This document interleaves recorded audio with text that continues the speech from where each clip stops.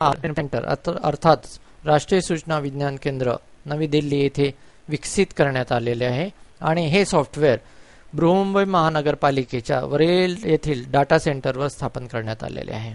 हे सॉफ्टवेअर वापरण्याकरता ब्राउझरचा वापर करण्यात येऊ शकतो आणि त्याकरता इंटरनेट एक्सप्लोरर 8 तसेच फायरफॉक्स या ब्राउझरचा वापर केला जाऊ शकतो।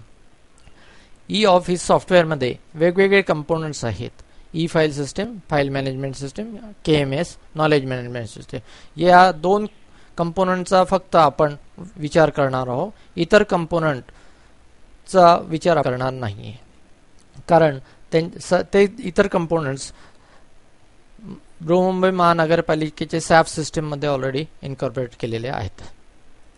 तर आज आपण ई फाईल सिस्टम तसेच नॉलेज मॅनेजमेंट सिस्टम इथे बृहन्मुंबई महानगरपालिकेमध्ये अंमलात आणायचे त्याकरता काय काय गोष्टीची आपल्याला पूर्तता करावी लागणार, काय गोष्टी लागणार आहे आणि काय नियमाप्रमाणे आपल्याला ई फाईल सिस्टम अंमलात आणावं लागेल ते आपण बघणार आहोत। तर सर्वात प्रथम प्रश्न येतो की ई फाईल सिस्टम म्हणजे काय।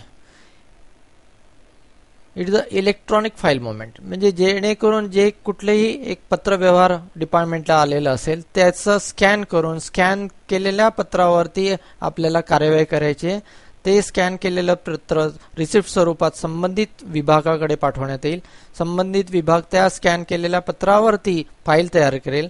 त्या फाईलीमध्ये नोटिंग आणि कार्यवाही तसंच ड्राफ्ट वगैरे राहतील आणि पूर्ण कार्यवाही झाल्यानंतर त्या पत्रावर जी काही आवश्यक नोंद घ्यायची ती नोंद घेऊन त्या अनुषंगाने संबंधितांना जे काही कळवायचं आहे ते या ई फाईलमध्ये कळवता येईल। त्यामुळे संपूर्ण फाईल प्रोसेस ही ई फाईल सिस्टममध्ये करता येईल। त्यालाच आपण वर्कफ्लो पण म्हणू शकतो। आणि सगळं झाल्यानंतर डिस्पॅचच्या माध्यमातून संबंधितांना एक तर तुम्ही पत्र प्रिंटआउट घेऊन पाठवू शकता किंवा ई फाईलच्या माध्यमातून तुम्ही ईमेल पण करू शकता। साहजिकच या ई ऑफिसच्या अंतर्गत जेव्हा ई फाईलच्या अंतर्गत आपले पेपर कमी लागतील साहजिक, त्यामुळे आपण असं म्हणू की गो ग्रीन कॅम्पेनला आपण सहकार्य करतोय। आपण सर्वच जाणतो की पेपर तयार करण्याकरता जवळपास 90% भाग हा झाडांचा असतो आणि फक्त 10% केमिकलचा असतो। त्यामुळे आपण ई ऑफिसचा वापर करून कार्बन फूटप्रिंट रिड्यूस करण्याकरता कमी करण्याकरता एका तऱ्हेने मदतच करत आहोत। तुम्हाला आणखी सहज असं सोप्या भाषेत सांगायचं म्हणजे आपण बरेच जणांना कल्पना आहे की रेल्वेने एम तिकीट म्हणजे मोबाईल तिकीट सुरू केलं आहे। समजा आपण की एका दिवसात 10 लाख तिकीट रेल्वे प्रिंट करत असेल, समजा त्यापैकी केवळ 10% लोकांनी जरी मोबाईल तिकीट वापरले तरी कितीतरी कागदांची बचत होऊ शकते। तसंच पेरोलवरती जेव्हा पेरोल शीट तयार केल्या जातात त्यावरती पण जर त्या वेबवरती आपण त्याच्यावरती दिलं तर त्यावर पण बचत होऊ शकते। त्याचप्रमाणे ई ऑफिस आणि ई फाईलमध्ये पण कागदांची बचत होऊ शकते आणि त्या अनुषंगाने आपण गो ग्रीन मुवमेंटला या ई ऑफिस इम्प्लिमेंटेशन करून सहकार्य करीत आहोत। बरेचदा असं होऊ शकतं वरील चित्रात दाखवल्याप्रमाणे तुमच्या टेबलवर किंवा संबंधित ऑफिसरच्या टेबलवर फिजिकल फाईल राहतात आणि त्या फिजिकल फाईलमधून ते एक फाईल घेऊन त्याच्यावरती टिप्पणी करून त्यावर कार्यवाही करतात। परंतु ई फाईल सिस्टममध्ये फिजिकल फाईल कोणाच्याही टेबलवर राहणार नाही, तर ते संपूर्ण फाईल इलेक्ट्रॉनिक माध्यमातून तुमच्या संगणकात राहणार आहे आणि संगणकाच्या माध्यमातून तुम्हाला त्याच्यावरती फाईलवरती कार्यवाही करायची आहे। म्हणून जर तुम्ही ई फाईल सिस्टम यशस्वीरित्या अंमलात आणलं तर काही दिवसात तुम्हाला खालच्या प्रमाणे जे दुसरं चित्र आहे त्याप्रमाणे चित्र व परिस्थिती तुम्हाला आढळेल। त्या चित्रात दाखवल्याप्रमाणे संबंधित ऑफिसरच्या टेबलवरती कोणत्याही तऱ्हेचा फिजिकल फाईल नाही आहे, केवळ एक संगणक आहे आणि संगणकाच्या माध्यमातून ते फाईलवरती कार्यवाही करतात आहे। तर आता आपण बघूया की बृहन्मुंबई महानगरपालिकेमध्ये जे ई ऑफिस ई सिस्टमचं इम्प्लिमेंटेशन करतो आहे ते कशा तऱ्हेने करतो आहे। तर सर्वात पहिल्यांदा पहिल्या टप्प्यात आपण ठरवल्याप्रमाणे म्युनिसिपल कमिशनर आणि ॲडिशनल म्युनिसिपल कमिशनर यांच्या अंतर्गत जे काही फाईलची मुवमेंट होती ती आपण ई फाईलच्या अंतर्गत घेतली आणि त्यांच्या खालची जी काही फाईलची मुवमेंट होती ती फिजिकल स्वरूपात होती। दुसऱ्या टप्प्यात municipal commissioner, additional municipal commissioner आणि डेप्युटी म्युन्सिपल कमिशनर यांच्या अंतर्गत जी फाईल मुवमेंट होते ती आपण ई फाईलमध्ये घेतली आणि त्यांच्या खाली जी फाईल मुवमेंट आहे ती फिजिकल स्वरूप होते. तिसरा टप्पा आता आपला नुकताच सुरू झालेला आहे. तर या तिसऱ्या टप्प्यात आपण HOD आणि AMC ना पण अंतर्भूत केलेला आहे. त्या अनुषंगाने municipal commissioner, additional municipal commissioner आणि DMC तसेच HOD आणि AMC यांच्या अंतर्गत जी काही फाईल मुवमेंट राहणार आहे ती इलेक्ट्रॉनिक स्वरूपात ई फाईलच्या माध्यमातून होणार आहे. परंतु जी फाईल मुवमेंट AMC किंवा HODच्या वरती जाणार नाही ती सध्या फिजिकल स्वरूपातच राहणार आहे. आणि चौथ्या टप्प्यात पूर्ण हळूहळू खालचे जे काही विभाग आहे ते पण घेण्यात येईल, परंतु त्याला वेळ आहे. सध्या त्याकरता आपल्याला हार्डवेअर अपग्रेडेशन करण्याची आवश्यकता आणि त्याला कमीत कमी 2 ते 3 महिन्याचा कालावधी लागणार आहे.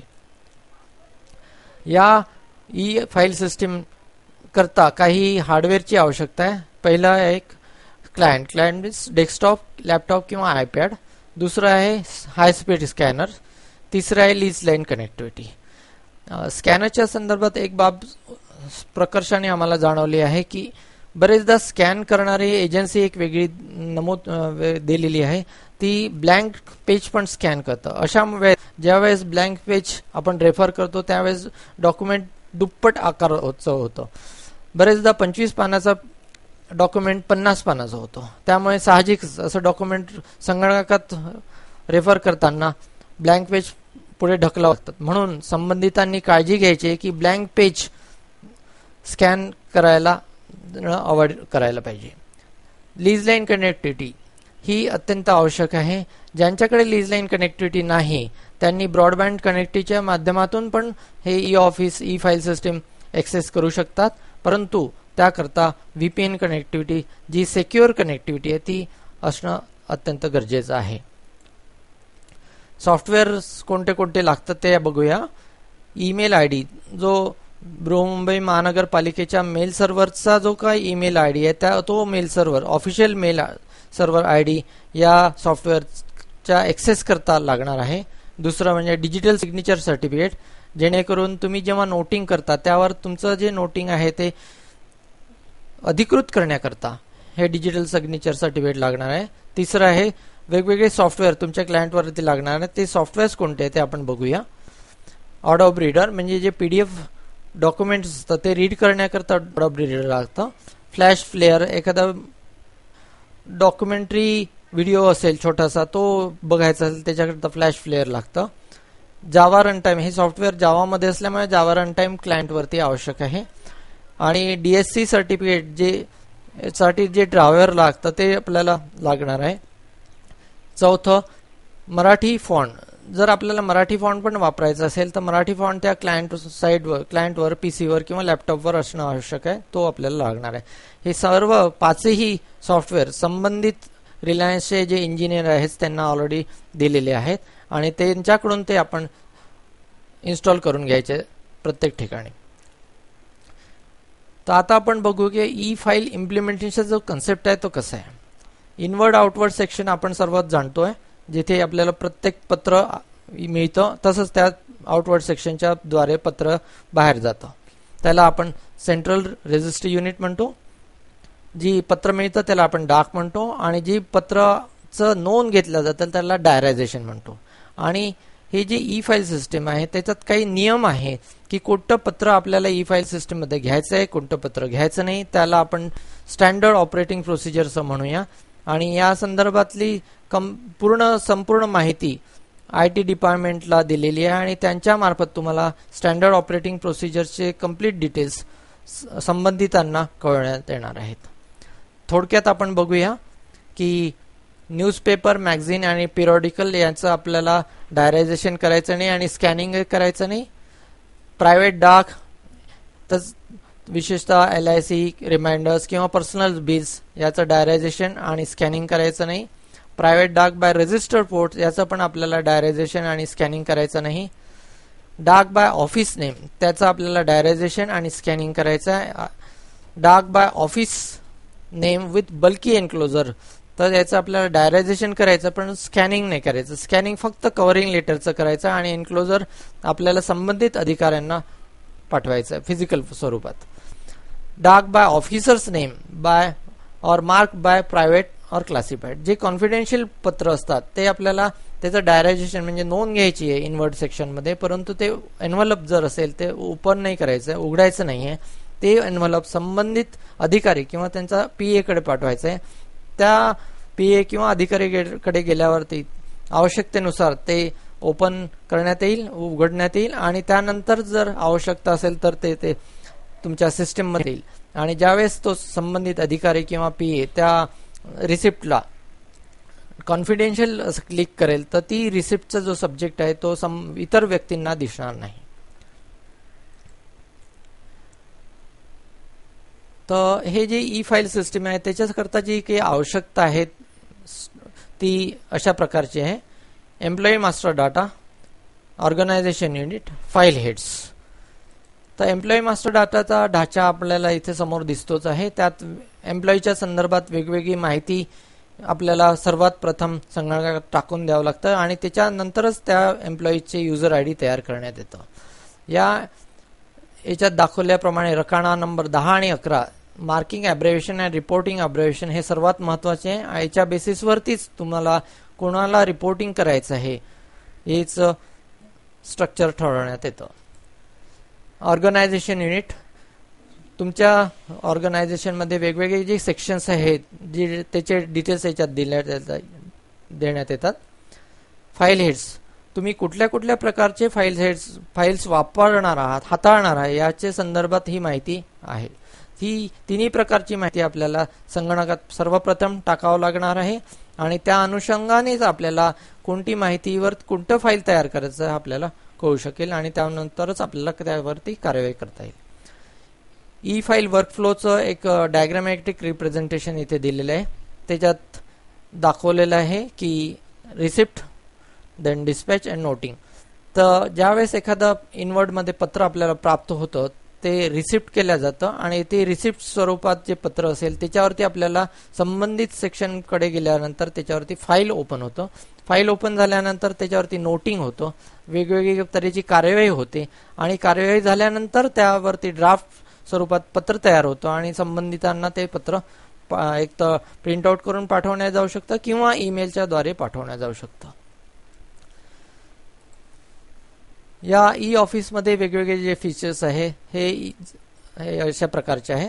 ते ई ऑफिस आणि ई फाईल सिस्टीम हे एकदम साधं सोपं आणि सरळ आहे. जसा तुम्ही ईमेल वापरता त्याचप्रमाणे तुम्हाला ई फाईल सिस्टीम वापरता येईल आणि तुम्हाला एक पेपरलेस ऑफिस पण करता येईल. आणि हा जो कन्सेप्ट आहे हा 13th एडिशन जो सेंट्रल गव्हर्नमेंट सेक्रेटरीचा मॅन्युअलचा आहे त्याच्यावरती तयार करण्यात आहे आणि युनिकोड कंप्लायन्स आहे, त्यामुळे तुम्हाला मराठी पण वापरता येईल. या ई फाईल सिस्टीमचे जे काही ॲडव्हान्टेजेस आहेत ते या प्रकारचे आहेत. त्यामुळे ई फाईल सिस्टीममुळे सर्वात महत्त्वाचा एक उद्देश साध्य होतो की प्रत्येक ऑफिसरकडे कोणते कोणते पत्र प्रलंबित आहे, किती दिवसापासून प्रलंबित आहे, ही संपूर्ण माहिती वरच्या ऑफिसरला तातडीने कळू शकतं.